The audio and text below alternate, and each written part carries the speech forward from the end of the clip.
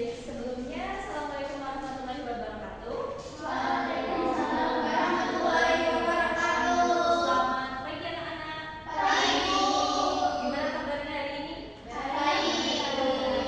Udah pada sarapan belum? Sudah. Udah juga ya ada Belum lagi. beberapa ngemil-ngemil itu ya Mbak Isna ya? Ya udah nggak apa-apa. Tapi jangan makan nasi padang ya Mbak Isna. Iya Ibu. Oke. Pernah nggak kasih Ibu nasi padang? Serius. Oke, baik. Nah, jadi sebelum kita mulai pembelajaran, pastikan dulu sampah-sampahnya juga ya, jangan berserakan di meja. Mbak Rara nanti kalau sudah dibuang ya Mbak Rara. Siap Ibu. Oke. Baik, sebelum kita mulai pembelajaran, kita berdoa dulu. Mbak Isna bisa memimpin? Iya Bu. Tempat duduk siap, berdoa mulai. Amin. Oke, terima kasih Mbak Isna. Sekarang Ibu presensi dulu. Untuk di kelas ini ada yang tidak hadir? Hadir semua Ibu. Alhamdulillah. Nah, sekarang kita akan mulai pembelajaran hari ini, yaitu tentang mengidentifikasi elemen dalam teks naratif. Nah, sebelum itu kalian pernah nggak sih membaca teks naratif, misalnya cerita fantasi? Ada yang pernah nggak? Saya Ibu. Oh iya. Saya pernah membaca cerita fantasi itu di majalah buku. Dan di situ itu menceritakan dulu seorang kelinci dengan teman-temannya di situ. Oh, itu bacanya sejak kapan Mbak? Sejak kecil. Oh, sejak kecil. Oh ya. Nah, jadi memang pengalaman membaca itu bagus ya, dibiasakan sejak kecil supaya bisa menghasilkan pengalaman-pengalaman yang bagus di masa depan. Nah, jadi dari pengalaman Mbak siapa tadi? Mbak Lani itu sudah pernah membaca cerita fantasi. Nah, kita kaitkan dengan tujuan pembelajaran hari ini, yaitu nanti kalian bisa mengidentifikasi struktur atau alur dari teks naratif. Jadi teks naratif ini kan ada banyak jenisnya, tapi nanti kita akan fokuskan ke cerita fantasi. Dan nanti yang kedua, kalian bisa mampu menulis ulang alur dari teks naratif. Nah, jadi kita ke pengertian teks naratif dulu nih anak-anak. Jadi teks naratif itu adalah jenis teks yang menceritakan suatu kisah atau peristiwa. Teks ini bisa mencakup berbagai genre, termasuk cerita fiksi, non-fiksi, dan bahkan cerita rakyat. Jadi naratif ya, narasi itu berarti dia menceritakan tentang kisah atau peristiwa. Nah, genrenya juga ada fiksi, non-fiksi, dan bahkan cerita rakyat. Misalnya kayak Timun Mas, Malih Kundang, itu juga masih termasuk teks naratif. Nah, salah satu jenis teks naratif yang akan kita bahas hari ini itu adalah cerita fantasi. Nah, apa sih itu cerita fantasi? Mari kita lihat. Jadi, cerita fantasi itu adalah cerita yang bersifat khayalan atau imajinatif. Tokoh-tokohnya itu dibuat memiliki keahlian atau kekuatan tertentu, seperti dewa dewi, raksasa, makhluk ajaib, atau manusia dengan kesaktian. Nah, pasti kalian pernah ini nggak baca tentang Sang Kuryang itu? Nah, itu kan ada ya anjingnya yang katanya jelmaan dewa, itu jelmaan dewa terus menikah sama Dayang Sumbi. Nah, itu kan sangat tidak masuk akal ya kalau di zaman sekarang ini. Nah, itu berarti termasuk cerita fantasi anak-anak. Nah, kemudian kita akan breaking dulu sebelum lanjut ke materi yang berikutnya. Nah, mungkin kalian bisa berdiri. Mbak Atika? Nah, jadi breaking ini adalah tepuk kelipatan. Mbak Isna udah siap? Sebentar Ibu. Oke, jadi breaking ini adalah tepuk kelipatan. Nah, nanti misalkan kita udah mau pakai kelipatan 5, berarti kan 5, 10, 15, 20 gitu kan. Nah, nanti kalau misal sampai 30 gitu, nanti yang bagian anak nyebut 30 itu bilang dor gitu. Jadi bukan nyebut angka 30-nya tapi bilang dor gitu. Paham? Oke. Nah, Nah, sekarang kita pakai kelipatan 2 ya, nanti sampai 20. Nanti anak yang nyebut 20 dia bilang door, oke? Konsentrasi, oke. 1, 2, 3. Mulai dari Mbak itu. 2, 2.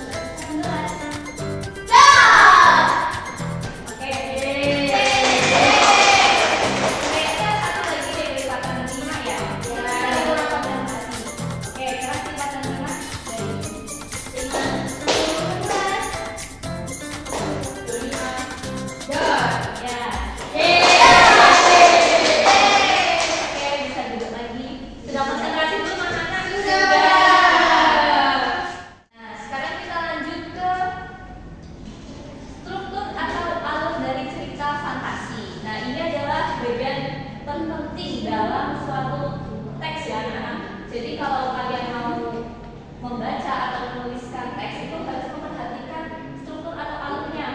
Yang pertama ada orientasi. Di setiap teks itu pasti rata-rata ada orientasinya. Di bagian ini penulis itu memperkenalkan suasana cerita seperti tokohnya siapa, terus wataknya, kapan dan di mana peristiwa terjadi, hingga sudut pandang penceritaan yang dipakai. Yang kedua ada komunikasi. Nah, komunikasi berarti adalah peristiwa yang memicu konflik. Itu mulai ada masalah atau pertentangan antar tokoh. Kan kalau misalnya suatu cerita kalau nggak ada masalahnya kayak datar ya. Nah, jadi perlu ada komunikasinya. Kemudian yang ketiga itu ada klimaks. Nah, klimaks ini adalah lanjutan dari yang tadi komunikasi. Klimaks ini adalah puncak dari permasalahan yang membuat kita itu berpikir gimana ya nanti akhirnya gitu. Nah, bagian inilah yang membuat teks narasi itu tidak terasa datar tetapi justru terasa hidup.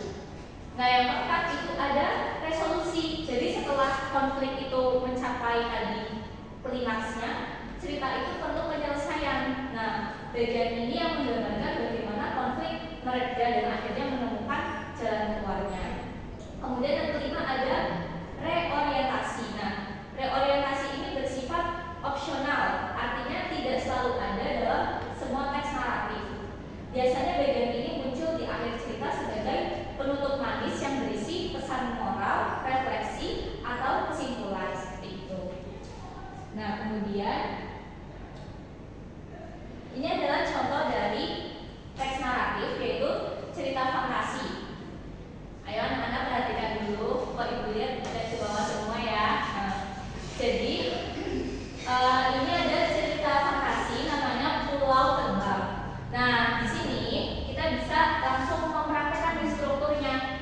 Ini berarti namanya orientasi. Karena di situ ada dijelaskan di suatu pagi ada peristiwa, terus di situ ada tokohnya namanya Albert. Ya, di situ dijelaskan dia adalah seorang petualang yang penuh dengan semangat. Ini digambarkan dulu nih, oh ada tokohnya si ini, terus situasinya seperti ini. Nah, kemudian di sini ada komunikasi dan juga klimaksnya. Nah, begitu dia mencapai, dia menemukan dirinya di tengah dunia yang dipenuhi oleh misteri. Itu kan berarti udah masuk ke permasalahan. Nah, itu ada terus ada klimaksnya. Mereka membantu Albert menjalani petualangan yang menakjubkan. Nah, terus untuk reorientasinya itu Albert juga menemukan tanda-tanda peradaban kuno yang pernah ada di pulau itu. Ini berarti adalah penyelesaian dari masalah itu. Begitu ya anak-anak? Iya, Bu. Nah, kemudian sebelum kita ke kesimpulan, Ibu ingin anak-anak mengerjakan dulu. Jadi di sini ada contoh teks cerita fantasi. Nah, nanti kalian bisa berkelompok, kemudian kalian menuliskan ulang alur cerita fantasi sesuai dengan pemahaman kalian, seperti itu ya. Baik, Bu. Terima kasih, Bu. Nanti sama belakang juga ya. Ya, Bu.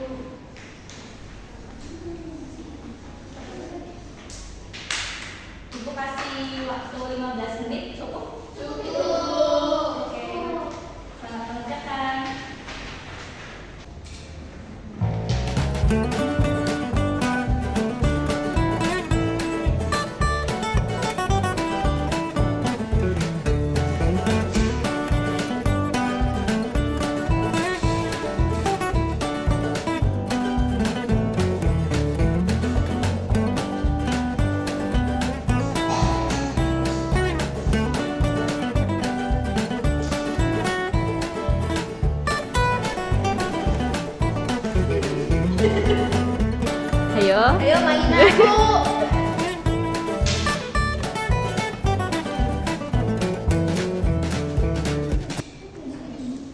Oh berarti nanti yang presentasi ini hasilnya aja kamu. Iya, hasil dari analisis kalian berdasarkan cerita. Ya. Kenapa?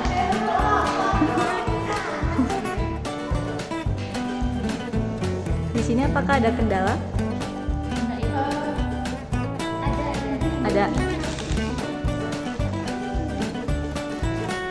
Ini itu kami masih menentukan kira-kira orientasinya yang sebelah mana.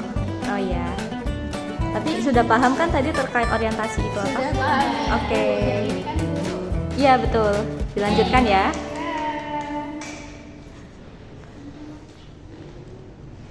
Udah selesai Bu. Sudah selesai? Oke.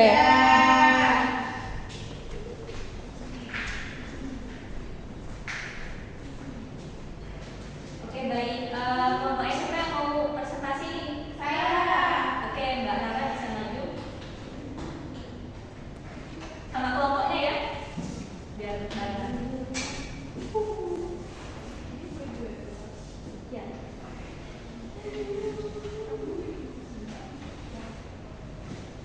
Assalamualaikum warahmatullahi wabarakatuh. Waalaikumsalam warahmatullahi wabarakatuh. Kami dari kelompok Cikitau dengan saya Amalia. Saya Zahra. Di sini kami akan mempresentasikan hasil diskusi kami.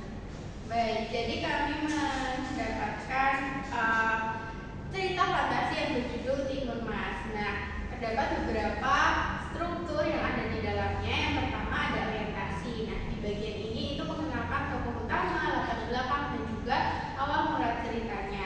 Nah, pengenalan tokoh Mbak Siti, seorang janda yang belum memiliki anak.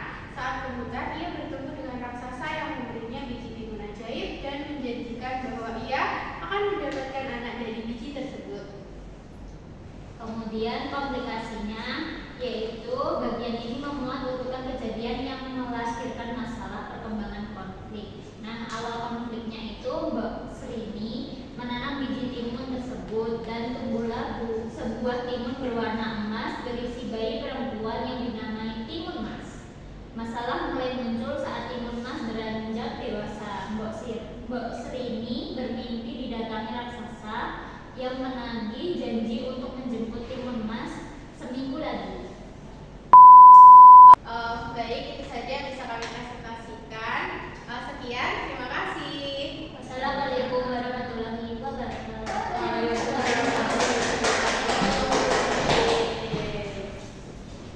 Oke, terima kasih kelompoknya Mbak Raka tadi sudah mempresentasikan terkait dengan cerita Timun Mas. Nah, dari presentasi Mbak Raka tadi, kalian sudah makin paham belum bagaimana struktur dan juga alur dari cerita fantasi? Sudah. Sejauh ini ada yang mau ditanyakan nggak? Iya. Semua ya terkait dengan cerita fantasi. Nah, kita masuk dulu ke kesimpulan hari ini. Siapa yang mau menyimpulkan kegiatan hari ini? Saya. Oke, Mbak Atika. Setelah memahami tentang materi teks ia khususnya cerita fantasi dan cerita kami bagaimana sebuah cerita dibangun, bagaimana konflik dijelaskan, dan bagaimana penyelesaian masalah dihadirkan secara logis oleh penulis cerita. Oke, betul sekali ya. Jadi dengan kita mempelajari materi hari ini, kita bisa tahu bagaimana sebuah cerita itu dibangun. Ternyata cerita itu nggak cuma langsung ditulis aja loh, tapi juga ada orientasinya, ada komunikasinya, ada resolusinya, sehingga dia bisa membentuk alur yang runtut seperti itu ya anak-anak. Baik, Ibu. Oke, pembelajaran hari ini membuat kalian semakin paham nggak? Iya. Menyenangkan tidak? Menyenangkan. Oke. Baik. Nanti Ibu minta kalian untuk menuliskan refleksi ya. Nanti dikumpulkan saja di meja Ibu. Baik, Ibu. Baik, Ibu. Karena pembelajaran sudah selesai, mungkin kita bisa berdoa dulu. Mbak